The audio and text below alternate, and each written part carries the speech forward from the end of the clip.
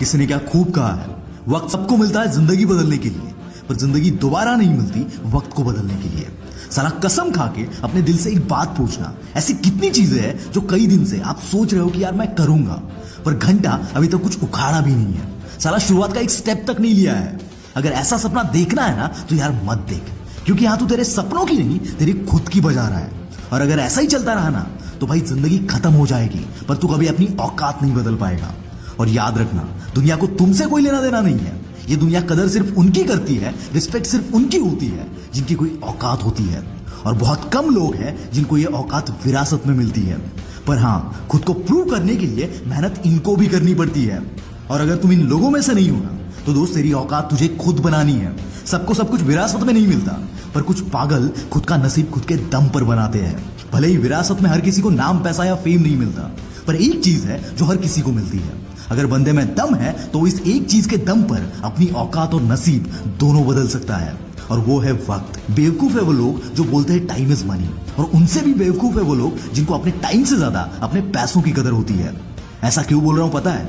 क्योंकि इसी विरासत में मिले टाइम का यूज करके कईयों ने अरबों खरबों कमाए हैं।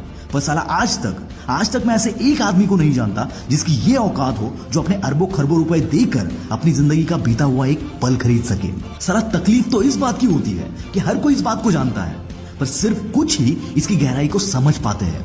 बीच में एक रिसर्च पढ़ी मैंने, उसमें लिखा था कि 95% लोग ये तक ट्रैक नहीं कर पाते कि उनका वक्त जा कहां रहा है। क्या आपको पता है आपका वक्त कहां जा रहा है? क्योंकि दोस्त, खाने पीने और सोने के बावजूद भी कई सारा वक्त हमारे पास होता है, और ये वक्त चला जाता है मोबाइल फोन में। मैं हमेशा कहता हूं कि मोबाइल फोन बुरी चीज नहीं है, पर अगर ये फोन तुम्हें कंट्रोल करने लगे, अगर तुम फोन के नहीं बल्कि फोन तुम्हारा मालिक बन जाए, तो ये बहुत खतरनाक है। ये तुम्हारी प्रोडक्टिविटी की वाट लगा देगा। इतना ही नहीं, एक रिसर्च में ये तक साबित हुआ है कि फोन का ज्यादा यूज करने से क्वालिटी ऑफ स्लीप से लेकर क्वालिटी ऑफ लाइफ तक अफेक्ट हो जाती है। याद रखना, फोन का एडिक्शन किसी ड्रग या अल्कोहल के एडिक्शन से कम नहीं है। और दोस्त, एडिक्शन हो तो ऐसी चीज का जो तुझे तेरी मुकाम तक पहुंचाए, ना कि उस चीज का जो तेरे रास्ते में रुकावट बन के खड़ा हो जाए। आज और अभी अपने आप को एक टारगेट दे दो कि साला 1 साल के अंदर मुझे यहां तक पहुंचना ही है, और दुनिया इधर की उधर हो जाए मैं उसे हासिल करके रहूंगा। अपने इस युद्ध के अर्जुन बन जाओ जिसका फोकस सिर्फ और सिर्फ अपने टारगेट पर हो। और भाई, जिंदगी में ना कुछ बेसिक चीजों को समझना बहुत जरूरी है। जैसे पूरा खाना हम एक निवाले में नहीं खा सकते, वैसे ही तुम्हारा टारगेट एक झटके में तुम हासिल नहीं कर लोगे।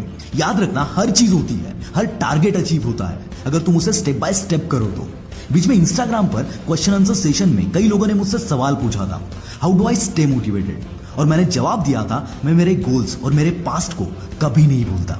जब भी डिमोटिवेट फील करता हूं, अपने पास्ट को और अपने टारगेट को सामने रखता हूं, और फिर मोटिवेशन की जो बाढ़ आती है, क्या बताऊं दोस्तों। सारा खेल तुम्हारे विल पावर का है, तुम्हारे दिमाग का है। अगर इस पर कंट्रोल कर लिया ना तो कोई भी आलसी नहीं है। जो चाहोगे वो अचीव कर सकते हो, जहां चाहो वहां झंडे गाड़ सकते हो, ऐसा तहलका मचा सकते हो कि जिन लोगों ने कभी तुम्हें भाव नहीं दिया, जिन्होंने कभी तुम्हारी कदर नहीं की, वो भी सलाम ठोकेंगे।